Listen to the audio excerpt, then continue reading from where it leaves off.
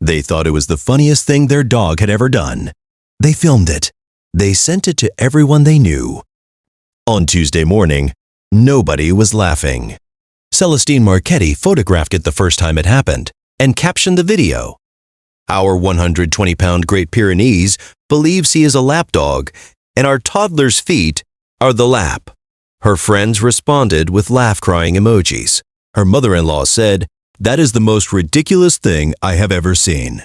Celestine agreed. She set it as her phone background. She did not understand what she was looking at for 11 days. Juniper was a 4-year-old Great Pyrenees, white, enormous, calm in the way that working livestock guardian breeds are calm, which is not passive, but watchful. A dog built to spend nights on a hillside cataloging every sound and scent, to assess everything and respond only when something genuinely required a response. He had lived with Celestine and her husband Paul and their son Matteo since Matteo was 8 months old. He had never displayed a behavior anyone couldn't explain. Until the morning, he sat on Matteo's feet.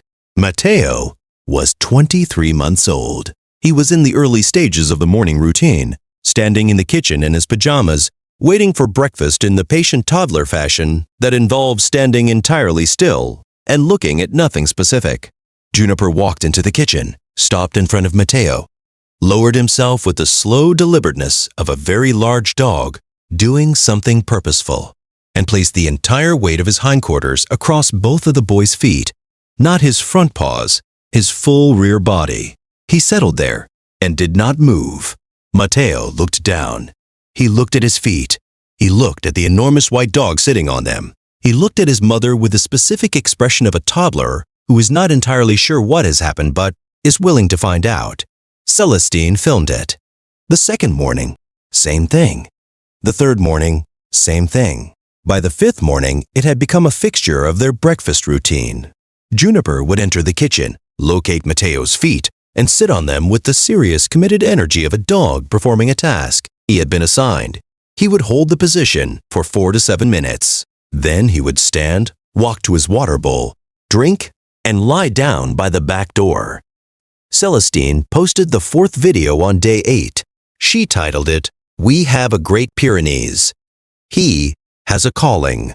Paul said, "I think he just likes the warmth." This was not implausible. Large dogs seek warmth in the mornings. The kitchen floor was tile. But on day 9, Celestine noticed something. Juniper did not sit on Matteo's feet on the days when the kitchen floor was warm, when the radiant heating under the tile had been running overnight. He sat on the feet on the days when the floor was cold, and he did it with a specific, held attention. Not the lazy weight shifting of a dog choosing a warm spot, but the locked-in forward focus of an animal performing a deliberate assessment. She watched on day 9. Juniper sat on Matteo's feet, pressed his nose to the back of the boy's left calf, held it for 3 seconds, then raised his head and remained in position for the full 6 minutes with his eyes forward and slightly unfocused, in the middle distance, in the specific gaze of a dog that is listening to something rather than looking at something. Celestine stopped filming. If you stay for stories about what animals sense before we do, you're in the right place. Subscribe so you don't miss the next one. On Tuesday morning of day 11, Matteo did not come to the kitchen. He woke crying, a different cry than usual, thin and high, and without the normal escalation pattern. And when Celestine got to him, he was standing in his crib with his body rigid and his eyes unfocused, staring at the wall to the left of the window. She said his name. He did not respond. She said it again. He turned his head toward her slowly, without the normal immediate recognition. His eyes took 4 full seconds to find her face. She called Paul. They called the pediatrician. They went directly to the pediatric neurology clinic, bypassing the general office, because the on-call nurse said the description of the episode required same-day evaluation.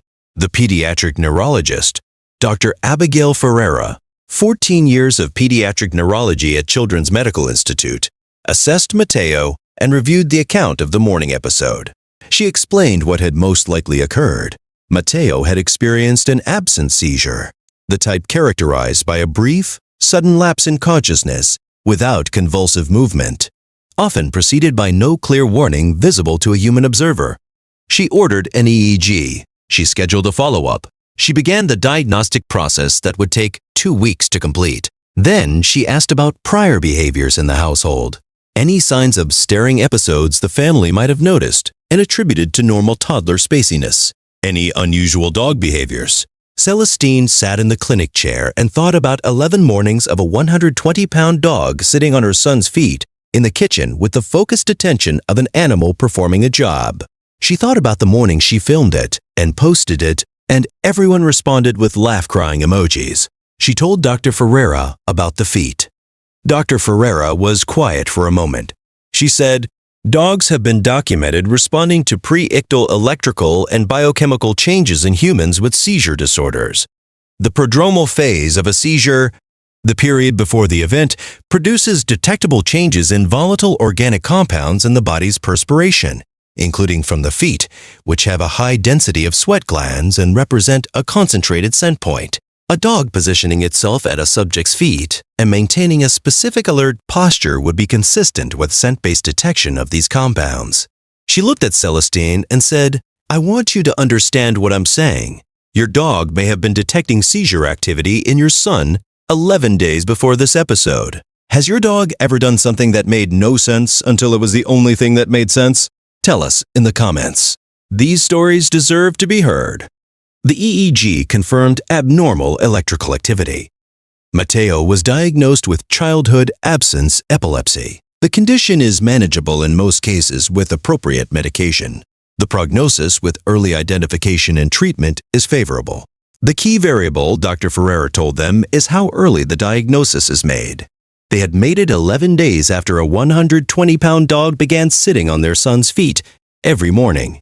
Every guardian deserves to be recognized, even the ones who never asked for anything in return. If stories like this matter to you, subscribe so you never miss the next one. Celestine went back and watched the videos on her phone.